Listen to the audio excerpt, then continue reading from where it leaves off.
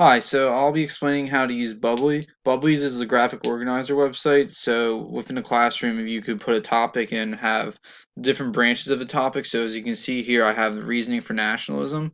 So a portion of nationalism, of course, is patriotism, fear of losing traits, and well traditions and common threats. So like it kind of gives you an outline to a topic and different subparts of this topic. And also lets you to connect other topics to different ones. So if here you can see the reasoning for nationalism underneath fear of losing traditions.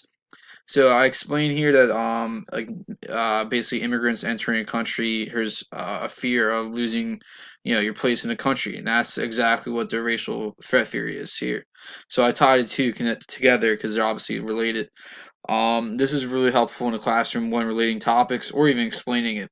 Also, you could use it for outlining stuff too. So, say if you were doing a paper on, let's say, um, India's independence, you would have different reasoning about it, and also, well, if you want to write a paper about it, you would have, the main themes of the paper, and students can start filling out these little bubbles, explaining stuff, and then they can eventually structure it into a paper.